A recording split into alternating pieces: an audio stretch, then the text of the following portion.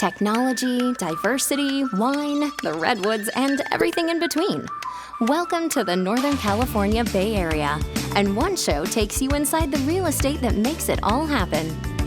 This is By the Bay. Hey, what's up, everyone? Welcome back to By the Bay. I'm your host, Dan Anchetta. I'm really grateful that you're here for another weekly episode. As a reminder, we launch every Friday, a new episode every Friday, available on all the different podcast networks and on YouTube. And really excited to tell stories about what's going on in the real estate market in the San Francisco Bay Area. And today, my guest is Tony Lander, who is an awesome realtor at Century 21 Epic here in Petaluma. His expertise is in the kind of one-on-one corridor in southern Sonoma County all the way through Santa Rosa, but he is active kind of all over the North Bay. But today we're going to be focusing on that area. So Tony, welcome and thanks for being here. It's good to see you. Thank you.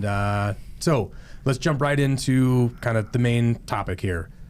The market has been kind of crazy. It's been a little up and down with rates and kind of demand, inventory, and so on. Tell us what's happening with you and your clients today. So things have definitely changed. We went from the frenzy that we've experienced for quite some time with crazy multiple offers. I mean, we were seeing stuff we talk about in the office all the time. Did you see X house came up at X price? There's no way they're going to get that. And they'd get 10 offers. And it would go way over. And that's when we all started getting a little nervous, like what comes next, right? It's wild when people who live in the real estate all day, yes, and you're looking at listings all day, square foot comps and all these things, 100%. Locations, all these things, and you're like, there's no possible way. And then sure enough. Like this doesn't make sense. And then it happens over and over and over. And so driving that is just the pent-up demand and lack of inventory? Yeah, I mean, it wasn't sustainable, which is why it finally shifted. And I think what's happening now, I think we're going into a much healthier market.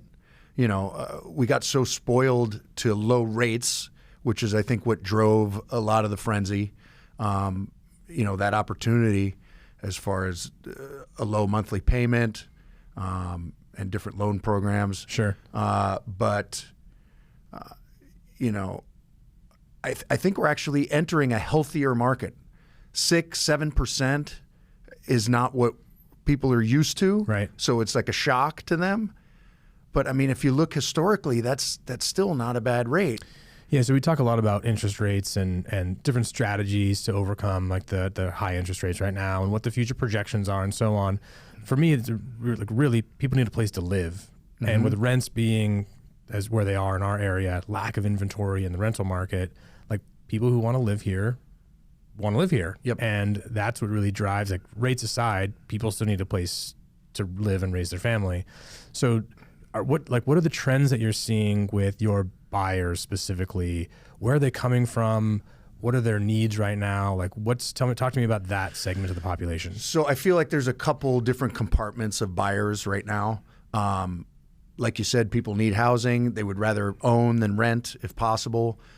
There's an entire buyer pool that are also sellers that are contingent on selling their house in order to buy. And that's relatively that's not a new thing, but that we didn't Correct. see a lot of contingent offers. Meaning, for the audience, if you own a property now and you need to sell that home and able to qualify for your new home, correct, right? That you can get into contract and buy your new home contingent on selling your exiting residence. So you're asking that if I'm the buyer and I have to sell my house to buy your house, yep, I'm asking you as a seller to hang in there with me and allow me to complete my sale, right? To complete the sale with you. Sometimes you might close a couple days before, a week before, and sometimes it's like the morning where you sell your house to the buyer's buying your house, and then you buy my house later that afternoon. Like we complete those transactions, right? Like it's a more concurrent sale. So, looking back 6-8 months ago, those offers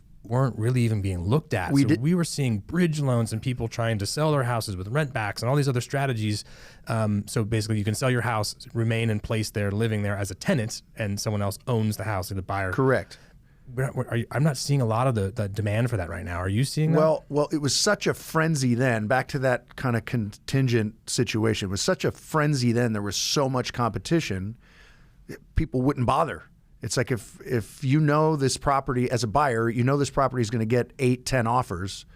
Why waste your time saying, hey, Mr. Seller, will you hang out and wait for me to sell my house? Right. Unless you're going to pay way more than the next person's willing to pay. And we would see that once in a while, or if there's a compelling story and there's some connection between that buyer and that seller, and they, allow for that. But otherwise, the seller would take the easy money. They take the all cash offer. They take the slam dunk loan, the non-contingent deal. They've got the cash. Everything is kind of done. So I mean that's fine, but it doesn't loosen up the inventory, right? That creates more of an inventory shortage because that person who would trade out of their current house to buy the new house, someone else to buy that house, and you're kind of solving part of the problem here. But if they're staying in place, you have all these outside people coming in. Correct. It doesn't increase the inventory overall. So the outside people, a lot of them came as a direct result of the pandemic. Right. So we were all stuck in our houses, and many of us had the feeling of, I have plans. Someday I'd like a bigger yard. We need an extra bedroom. We need a bigger space. We need to be closer to this park. And that goes on the back burner because life happens. So eventually I'm going to get around to doing that. Then you're on lockdown and you got your family crammed in this smaller space and you don't have a yard. Think of somebody who lives in a small condo and they have kids and they have a growing family. And now you're on lockdown and you can't, we couldn't even go to the park down the street. Right. Yeah, for a little while there. It's wild to think about those days. I was just talking to my wife about it, and it's like, do you remember when we were afraid to go outside? It's crazy. Couldn't go for a walk. We were just literally in the house for weeks. Yeah, because we didn't know, right? Nobody knew. Man. But yeah, that was a crazy time. Right. So, a lot of people from the city moved here. A lot of people who had jobs. They love Sonoma County. They come up here every weekend to eat in the restaurants and take advantage of the coast and all that stuff. So they love Sonoma County, but they live somewhere else because that's where their job is. Right. All of a sudden, the commute goes away because that job now says you don't have to come to the office. You can work over Zoom. And a lot of these businesses are now doing that permanent going forward. Right. You only have to come in the office once a month. Right, because just a quick aside, it makes sense for the business too because they're reducing their square footage and their office expense, consolidating a lot of brick and mortars going away. Exactly. It's like, oh wow, we experienced we don't need it. Right. So let's saves cut the that business cost. money.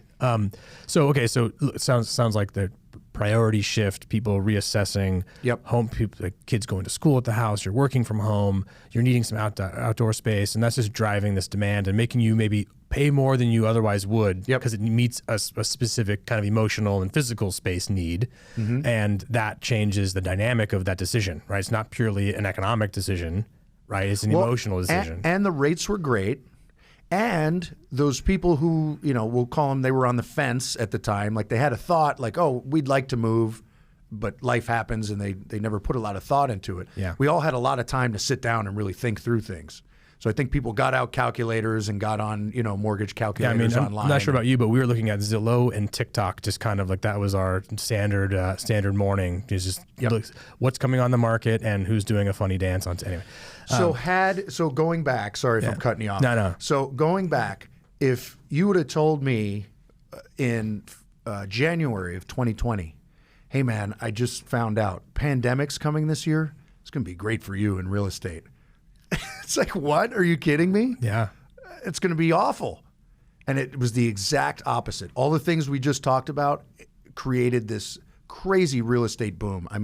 Some people had their best year in 2020. Oh, I don't doubt that at all. I think there was a ton of demand. There were people who would never thought about buying a house, who had a life change in their needs, and just really drove people to reassess what it is to exist and why they make the decisions that they make, and really wanting to have that foundation of place and really people doing hopefully some introspection to see what their real priorities are and wanting to have that a safe place for their family and and that's the good kind of maybe some silver lining from the whole thing.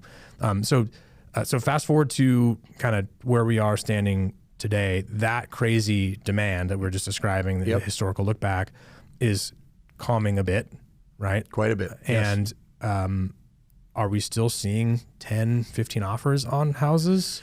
So it's fewer and further in between. If a property is really priced right, meaning aggressively on the lower side, and I'm seeing stuff that's move-in ready, that's staged, because the pictures drive everything. Pictures drive the traffic. So if the pictures are way more exciting than everything else that's on the market, everybody's going to go look at that property.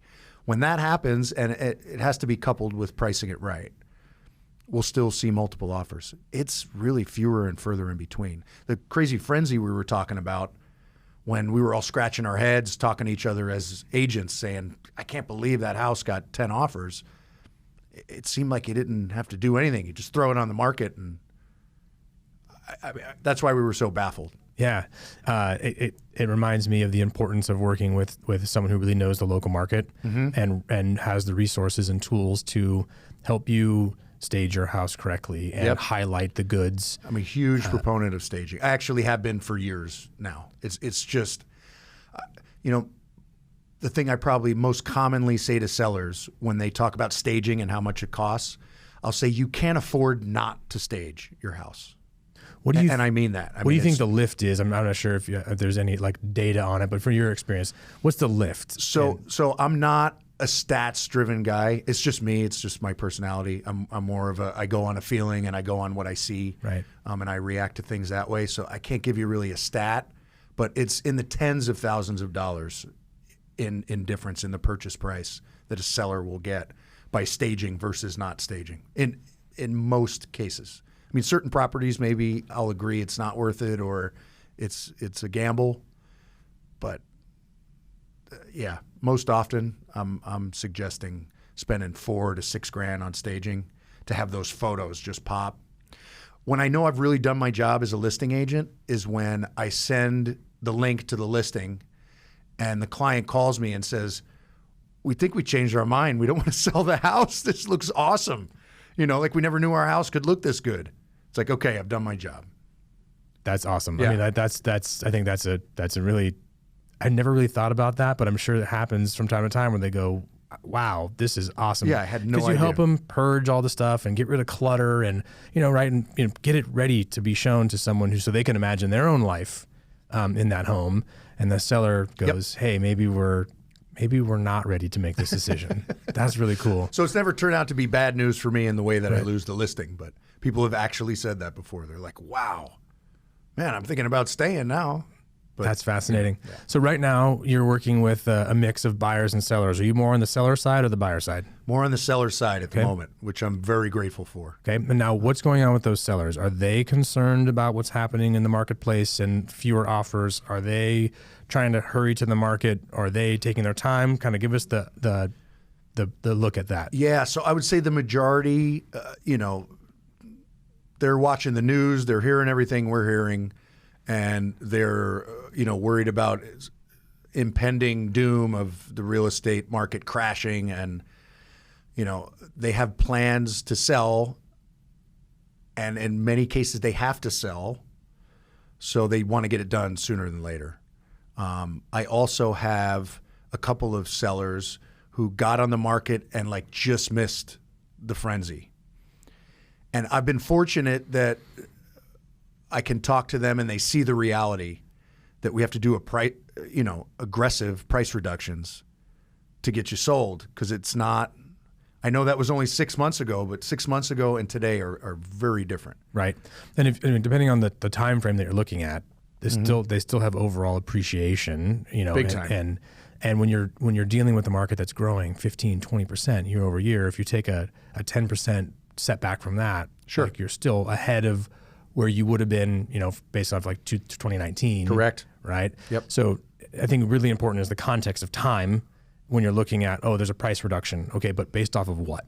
Right. Yep. So everyone's setting records. I mean, I go on social. It's like, another record set in this neighborhood, another record set in that neighborhood. And 2 weeks later, there's a new record in that neighborhood. Right. Like that can't go on forever. At a certain point, you have to do a reduction, but that's really, right sizing to what the market really should be bearing after that frenzy. Here's another challenge too. This is a specific property I have on the market right now. So we went on the market, weeks after the frenzy cooled off. and we've done a couple of price reductions. We're now in contract, and we should close, and everything's great, and the seller's happy. Congratulations. Thank you. Yeah. But we now look back, and we wonder, we never got a chance to test that frenzy market. So were we overpriced to begin with? It's kind of a unique property. It's not a cookie cutter on the east side in Petaluma. It's out in the country. It has, a lot of different details that we have to make our best guess when we come up with a price and we go on the market. So the first couple months of not getting it sold, so on day 60, I'm talking to the seller, and he's saying, man, I'm really taking hits here. We're about to do the second big price reduction. And that's when I started to say, well, we don't really know that our price out of the gate would have gone even in the frenzy. Right. Maybe we were overpriced to begin with. Right. We never had a chance to test the market, see what buyers' feedback was. And the market will tell you. The market Always. is not shy to tell you what it thinks. And you can do all the market analysis and make your best assumptions and look at the comps and do all that work that you do to best educate and prepare. But if it's not right, the market's going to let you know. What a willing buyer is going to offer a willing seller. Right. That's what it comes down to. Yeah. So how did you handle that conversation? It sounds like a potentially difficult conversation to have with someone who has a specific number and therefore like a net number that they're going to be able to take out of the sale of their house to go do whatever they're going to do next with the cash. So in this particular case, wasn't as difficult of a conversation. I agree with you. It can be one of the hardest parts of my job. In this case, he's very realistic. He gets it. And, I coached him on how much of a reduction I think we should do because they have to be aggressive. You can't knock off a few, but I mean, it's got to be a good percentage of a reduction for it to spark buyers. And, if a property's not being shown, you got to do something to really kickstart it. So it was easier with him. What I'm having more trouble with is conversations with sellers, listings I have that are about to go on the market, and their expectations are not realistic to where we currently are now. Especially if you did like the market analysis a few months ago when you're doing like that listing presentation. Like the world's very different today than it was over the summer. Correct. Right. And so you told me we could have got $1 million for this place. And it's like, that was when I talked to you 6 months ago. Things have changed. It was true then. Yep. Now the reality is and you might still get the $1 million. Right. But you can't ask $1 million. Right. Right. The market will bring you $1 million if it's still worth $1 million. Right. And you're going to do everything you can, get those pictures right, get that staging right, put it in the right places, and get it out to the broader audience and the market that you think is going to be your buyer, right? Yep. You do all those behaviors, and whatever the result is, that's kind of it, right? Yep. But I think it's really like we said earlier about the days of just putting up a for sale sign and putting it on the MLS, correct, and expecting 10 buyers to come in. Just it's not that way anymore. People snapping 3 pictures with their iPhone. Right, totally. So working through that now, thinking about what comes next in this market, what are you preparing for like first, second quarter of 2023? So this is my honest answer. This is the most honest I can be. I have no idea. And I don't know that anybody who tells you that they know what's going to happen in the first quarter next year knows any more than any of the rest of us. I've read things that say rates are going to come back down and we're going to have a healthy first couple of quarters next year and it's going to drive more business and not a frenzy. I don't hear anybody saying that, but that's going to become a much more active market and we're going to see a lot more transactions. I'm hearing other people say it's going nowhere but down. Things are going to get worse. It's going to get harder in our business, for me to buy my groceries and pay my rent and for you to do the same. For sure. I mean, how do you predict that?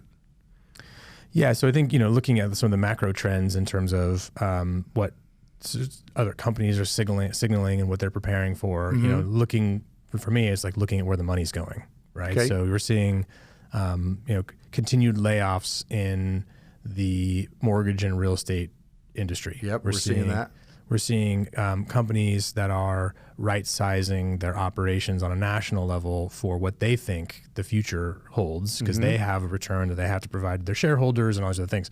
So if you're looking at it from that perspective, it looks like, the frenzy days are done, and barring some type of major political, socioeconomic situation, we're going to see rates kind of fluctuate in a healthy range of 5 to 8%. It's kind of going to fluctuate, and it depends on the month and the day and what's going on. Yep.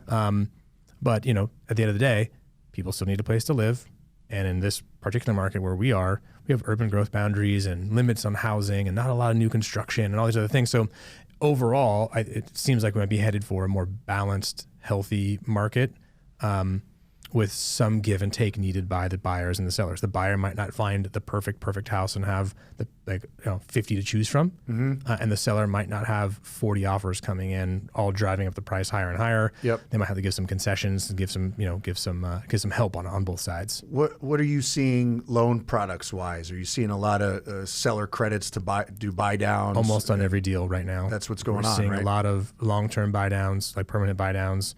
We're seeing 2-1 buy down credits.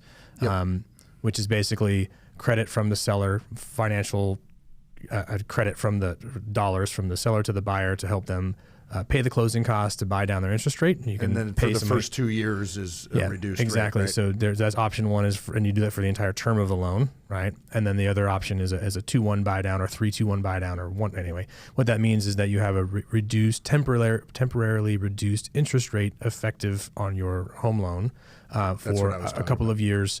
And then it finally goes to the fully indexed rate. So if you start at 7.5, your first year you might be at 5.5, the second year at 6.5, and then that third year after 24 payments you go to that full 7.5 rate. And then you're gambling that the rate is going to go down. Well, not necessarily gambling, right. But what you're hoping is during that what would be ideal is that in that 2-year period that we see rates come back down to be something that starts like a 5 and would be awesome. And you can refinance down and be in that rate for the long term.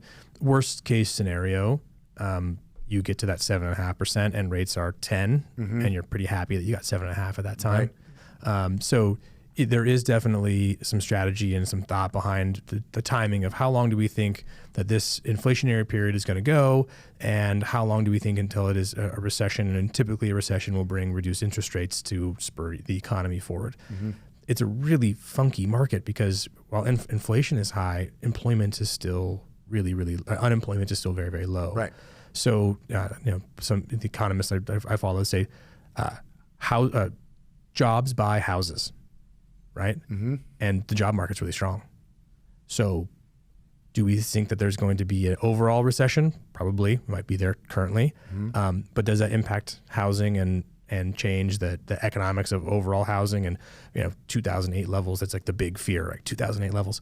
I don't see how that happens with the job market that we have, plus the amount of equity that home owners have in their homes today, trillions and trillions of dollars in equity, and all these cash buyers that were in the market, buying these past years. The value of the house doesn't matter to them. They're not going to be upside down on their loan, right? They own it cash. Doesn't matter.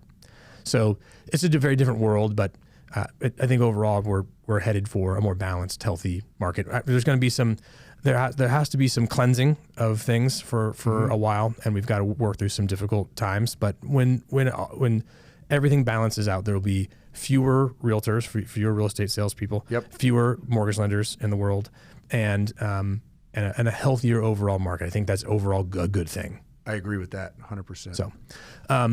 So let's go. Okay, so we talked about some buyers. We talked about sellers. Let's talk about you a little bit. Okay. So how long have you been in the Petaluma area? So I'm going on 12 years being here. I live in Rohnert Park. I got a wife, Melissa, and 2 kids. You know my kids. I do. Shout out Melissa, who I see at kindergarten drop off. Yes, you do. Most days. Yes, you do. And my kids, 5 and 7. My 5-year-old is Rocco, and my son. My daughter Harley is 7, and Rocco's in Matilda's class. That's right. They're buddies. And they're learning Spanish at Loma Vista. Yeah, nice. Yeah, in Petaluma, which is cool. And where were you before here? I lived in Southern California. That's where I met Melissa. Cool. So I was a full-time musician in Southern California. I worked at a school called Musicians Institute in Hollywood. What do you play? We talked about this a bit, but I don't think I know the whole story. I'm a keyboard player. I play harmonica. I sing. You play harmonica. It's pretty fun. Yeah. I don't think I knew that. I knew about the keyboard. I didn't know that you like the lead singer. Is that your? Yeah. Yeah. I sing background. I sing lead. But yeah. What type of music do you do? So I love blues and like classic rock stuff.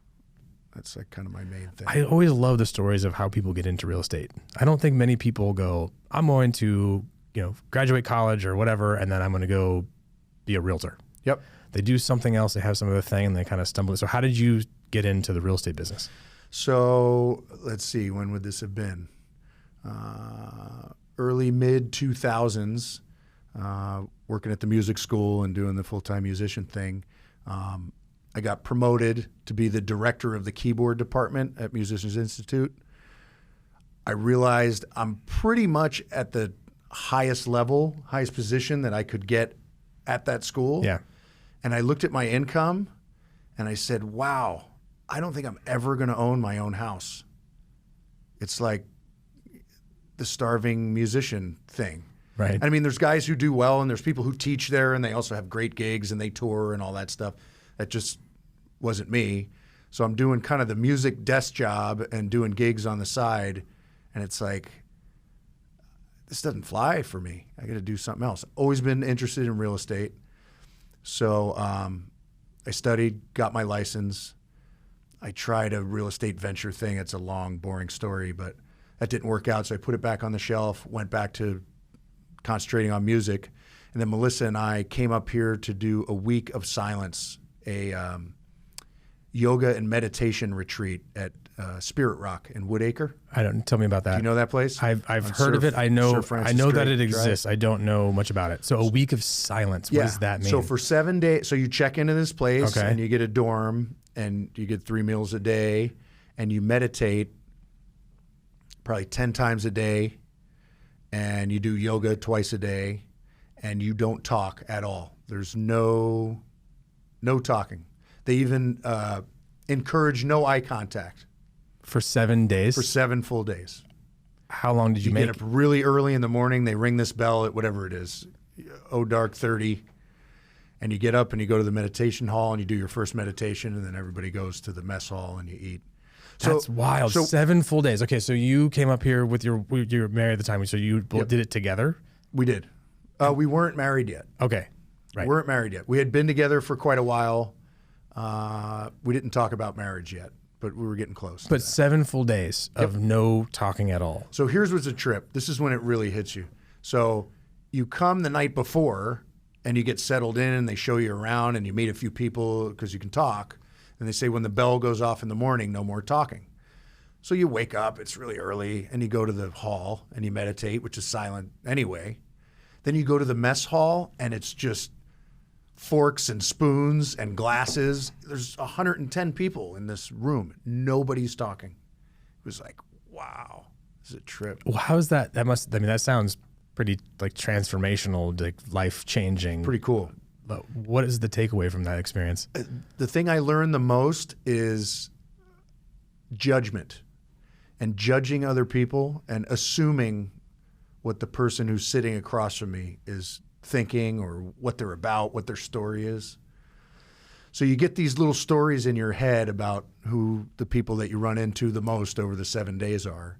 And then on that last day, on the 8th day, when you get to all talk to each other, they say, we know there's a couple of people that you've really been fixated on. Go talk to those people and find out who they are. Right, because you can just kind of read their body language and kind of like what they're doing. And like the few people I went up to got them totally wrong. That's so interesting. And it was really cool. Like I walked away from that experience. The introspection of that to be able to go, like you run into people all the time sitting on a bus or like seeing people in traffic or whatever. Like, and I think we all do it. Like subconsciously, you look at someone, you like, I think I know who this person is. I can make a snap judgment. I got this guy pegged, and it's wrong. You could be so wrong. That is just a really amazing. Pretty cool. Have you done it again? Did you do it one time? So I went back almost immediately. I went for a 10-day retreat. What was it? Like a month and a half later. And Melissa said, I'm good. I've got my enlightenment. I'm good to go. I'm good for like another 5 years. She had done it in the past. Okay. And I didn't make fun of her, but I kind of said, like, why would you want to do that? I love to talk. I would never do that. And then fast forward, I said, you remember that thing that you did, the silence thing? I think I'm interested in that. So she bought it for me as a gift, and we went. That's really cool. This is important to that story, and then I'll end that one. So on like day 5 or 6, whatever it was, I'm doing what's called walking meditation. It's a beautiful day out in Woodacre, and I'm just pacing back and forth, looking at my shoes. And I took a deep breath, and it just hit me. I said to myself, the air is different here. I want to live here. And it was literal and figurative. So the air, the trees, everything, totally different than living in LA. And then there's just a vibe up here that's way more my speed. You know, I had fun in Southern California, but people here are just, I feel more connected up here. That's really awesome. That's what made me decide I wanted to live here. And I mentioned it to Melissa, and she said, let's do it. That's amazing. And I think, you know, your passion and your love for the area and for the community and everything, you know, can help you really help a buyer understand why. Yeah. Right. And because there's so many different areas, so many different communities. Like Petaluma is very different than Roanoke Park, Cotati, Santa Rosa, Woodacre, Marin, all those different places. Very different places, right? So if you passionately love and understand like the feeling and the vibe of each different community, that's right for certain people. There's nothing wrong with any of those places. Just different personality types and different needs will meet that. That's really introspection that you can take to help that curate that list of properties to make sure that whoever buys the home gets that same feeling. Yeah. Right? Absolutely. That's fascinating. So you started by asking, how did I wind up in real estate? So it's kind of, so we moved up here. I already had my license, and it was like, if I'm starting over anyway, we came here with like no plan, no savings. I was in a bunch of debt actually. And it was like, wow, this is crazy. Are we really just going to move up there? We don't know anybody. And it was like, we could always move back, but I don't want to regret. Like, I wonder what would have happened if 10 years ago we would have done it, took a shot, and just do it. So we just went for it, and I got my license, and I met my broker, and I knew I was going to work for him, and it was just great, and everything's fallen into place. But I think the reason I'm attracted to it and I love the job is a combination of my past jobs. I've moved around a few times, so I've lived in different areas. So meeting strangers, you know, trying to connect, it comes naturally to me. It's something I'm very comfortable with. Being a music teacher, I think a big piece of my job is helping to teach people in a patient way the steps to get from, you know, to get to the goal line. For sure. Yeah. So that teaching piece is a good piece. And then before that, I was a bartender in Las Vegas. I was opening staff for the Venetian Hotel, and I bartended for 6 years in Las Vegas. Anybody who's bartended will tell you, if you're a good bartender, you're more of a psychologist than you are a mixologist. So talking to people would open up to me. You'd be surprised. People who I barely know would just come and pour their heart out. I'm sure that just must be such a fascinating, at the end of the night, just going, wow, what a, like, making people drinks and talking to them and hanging out and whatever else. But like the stories you must have heard and people coming in with all sorts of different emotional states to share with you. Fascinating work. So to do a transaction with either a buyer or a seller, it's a very emotional process. It's a pretty long process, right? And a very close connected process. So here's what I've learned from our conversation. Number one, everyone should be a bartender. I think everyone should. A musician, and to attempt this 7 days of silence thing. I would recommend all 3 of those things. And that's how you find success in real estate. Yeah, there you go. That's amazing. So we're going to kind of wrap up here. So cool. I always like to ask people, our guests on the show, like a piece of advice that you think everyone should live by, should know. We typically kind of talk about financial things, like something that everyone should add to their financial life to be successful, you know, financially. Something to share in that regard. Excellent. That's cool. It's a deep question. I'll try not to make too long of an answer. Take your time. So I did not have a good financial education growing up. And I'll leave it at that. Not almost zero financial intelligence. It was like, wow, I could get a Sears card. If anybody remembers Sears, cool, I can get new tires for my car because I really need them. And then, oh, wow, they sell mattresses there and my bed sucks. I'm going to go buy a new mattress. And you know where this ends, right? This is I've heard this story before. I mean, this is like what our country is kind of based. It's the American way, right? You don't consumption. run out of money. Right. You never run out of money. You just need another credit card and you can just keep going. To consume is patriotic. Yeah. Unfortunately, I think that's pretty accurate statement. So in recent years, I really took the reins and just decided, like, I'm tired of this. I don't want to be like this anymore. I got to be able to fix it. It's certainly on me. Nobody else is going to do it for me. So just like anything else in life, it's about putting in the time and asking questions. So instead of what I was brought up with, which is, oh, you never ask anyone about finances or how much they make, or, right? We were raised with like this idea that, you know, and money is the root of all evil. Like I've always had in the back of my head that, like, it's bad, right, to be financially well off. And that's part of the sickness. But anyway, not being afraid to ask questions. And then you find out there's a lot of authors out there who've written tons of books, and there's speakers and there's lectures you can go to. And then when you start feeling comfortable with somebody that you know, right, you find out if how comfortable they are talking about finances and their story. And you find out so many people have the same story as you. And it was dumb that for all these years, I just kept my head in the sand and went, oh, you know, this is just the hand I was dealt or whatever. It's like, no, you got to take it by the reins and change it. Right. So finding that financial literacy, even as an adult. Financial literacy. Very good. And to learn, understand how money works and how it works for you in your life. And I still have a long way to go. I'm still asking questions. I still read books.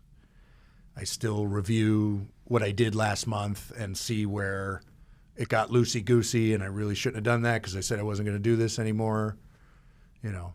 Yeah, that's really important, like tracking a budget and knowing where you spend your money, even if it's not like a to the penny thing, right? But just like, where do we spend our money? So I'm a big fan of Dave Ramsey. I think he's a great place for anybody to start. Yeah. I'm not, 100% everything Dave Ramsey says, but man, it's a good foundation that really helped us kind of get on the right track. And then, I might be biased, but I'm a big believer in real estate. I own my own house. I have plans to invest, and that's probably going to be coming up in the next year or two for us. But what a huge thing to have bought our house, live on I own a piece of the rock. And going back to my musician story where I realized something's got to change because I'll never own my own house. It was important to me. And you did. To own my own house, and I did it. That's amazing. And you know what? I thought we missed it. My wife and I. We bought in 2016. And we said, oh my God, I can't believe we're finally ready to buy. Had we been ready 3 years ago, 4 years ago, now we're possibly overpaying. That was in 2016. My house has doubled in value since then. It's all about that time frame, right? How long of a time frame are we going to look at?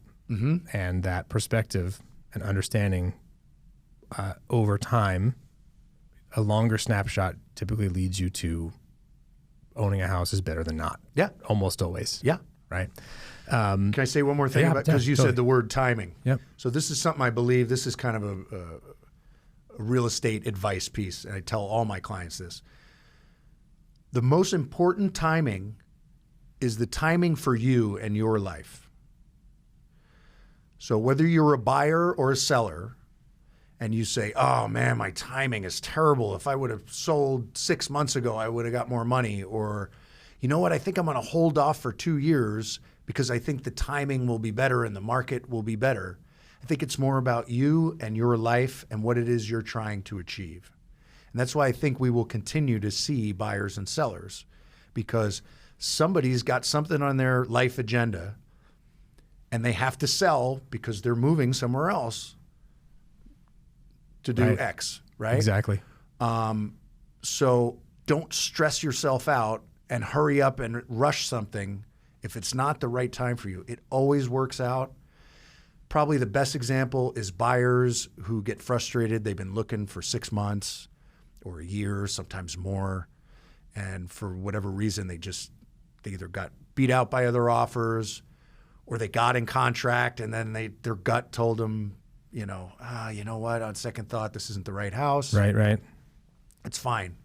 I promise people, and I don't make promises because you never know. Totally. I promise you, you won't regret that you didn't get that house, because the one that comes along that you do buy, there's a reason you didn't get that one.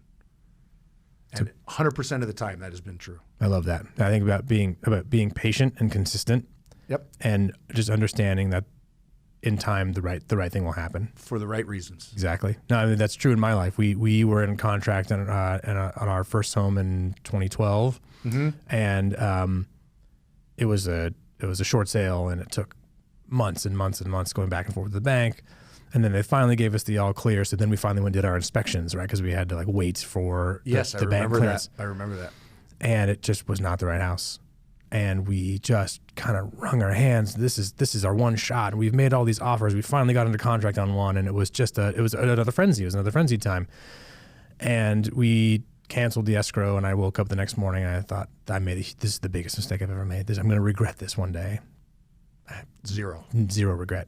It was not the right house for us, and we wound up in an awesome house that we still own, and it's a rental property now for us, and it was the perfect house for us at the right time. It met all the needs for where I was in my life, and now we have another our home now is meeting our needs for our life now.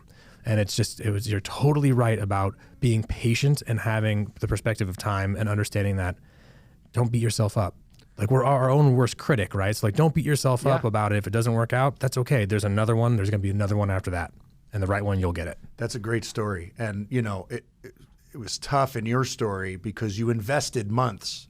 And we stopped looking. We had plans. We knew how we were going to remodel the kitchen. We were envisioning where the Christmas tree was going to go. We were all in on that one. We were all in. It was across the street from my best friend's mom. And this was going to be the place. And it wasn't. And I'm glad it wasn't. Yep. So it wasn't meant to be. Wasn't meant to be. Everything happens for a reason. Well, speaking of things meant to be, I'm really glad that we were able to connect. It's been a while since we were just talking. We haven't seen each other really and hung out for some time. I'm really grateful that you came on the show. Thanks for having me. Have you back again, and really appreciate you sharing your expertise and your story with us. Appreciate you, man. Good to see you. Thanks, Dan. Stay up to date with Bay Area real estate. Hit subscribe now if you haven't already. Did you enjoy this episode? We love reviews in the Apple Podcasts app. We'll read yours on the show. This is By the Bay.